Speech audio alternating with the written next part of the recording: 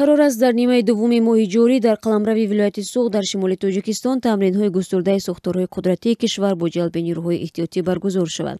Ин машқҳои низомӣ дар манотиқи ҳамарз бо Узбекистон ва Қирғизистон бо ҳадафи санҷиши ҳунари низомиён дар ҷилавгирӣ аз вуруди гурӯҳҳои террористӣ ва ифротгаро аз Тоҷикистон ба ин кишварҳо унвон мешавад. Фаридун Маҳмадализода, сухангӯи Вазорати дифои Тоҷикистон, зимни тасдиқи хабари баргузории тамриноти густурдаи нирӯҳои мусаллаҳи кишвар дар қаламрави вилояти Суғ гуфт: ин машқҳо шабеҳи размоише аст, ки баҳори соли ҷорӣ бо ҷалби ҳудуди 50 000 низомӣ ва нирӯҳои эҳтиётӣ дар вилояти Хатлон дар ҷануб доир шуда буд. Вай гуфт, машқҳои амалӣ дар вилояти Суғ баргузор мешаванд, вале ҳоло наметавонад бигӯяд, ки чӣ теъдоде аз низомиён ва нирӯҳои эҳтиётӣ ба ин тамринҳо ҷалб карда мешаванд. Зеро тибқи қоида ин рақамҳоро танҳо баъд аз тасдиқи баргузории ин машқҳо аз сӯи сарфармондаи нирӯҳои мусаллаҳи Тоҷикистон Имомалии Раҳмон метавонад ифшо созад.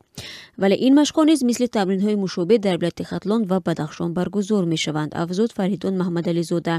Рӯзи гузаштаи 6 август бархе сокинони манотиқи шимолии Тоҷикистон шоҳиди интиқоли танку зирҳпӯшҳо дар ҳудуди ноҳияи Шаҳристони вилояти Суғ шуданд. Низомиёни ширкатдори ин машқҳо мегӯянд, ҳадафи тамринҳо муқобила бо терроризм ва ҷилавгирӣ аз убури марз аз ҷониби террористон мебошад. Равшан Исломов, як низомии тоҷик, ки қарор аст дар ин машқҳо иштирок кунад, дар суҳбат бо Радиозодӣ гуфт, воҳиди низомии онҳо аз шаҳри Қурғонтепа эъзом шудааст.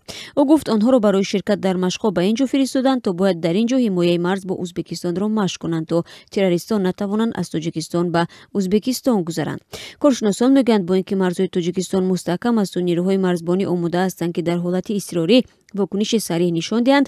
Фаъол шудани гурӯҳҳои шӯришӣ дар шимоли Афғонистон мақомоти тоҷикро водор мекунанд омодаи ҳама гуна ҳолат бошанд.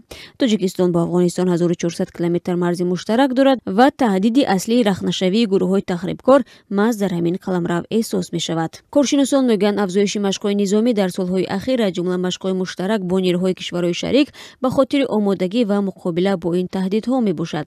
Баргузории машқҳои низомӣ дар марз бо ҳамсояҳои наздиктарини Тоҷикистон, Узбекистону Қирғизистон, ки бо ин ду кишвар садҳо километр хатти муштараки сарҳад дорад, аз назари бархе коршиносон бештар ба хотири тақвияти таҷрибаи низомӣ дар як нуқтаи стратегӣ мебошад. Танҳо дар соли ҷорӣ дар Тоҷикистон машқҳои зидди террористӣ бо шарикии нирӯҳои Русия, Амрико ва кишварҳои Осиёи марказӣ анҷом дода шуданд.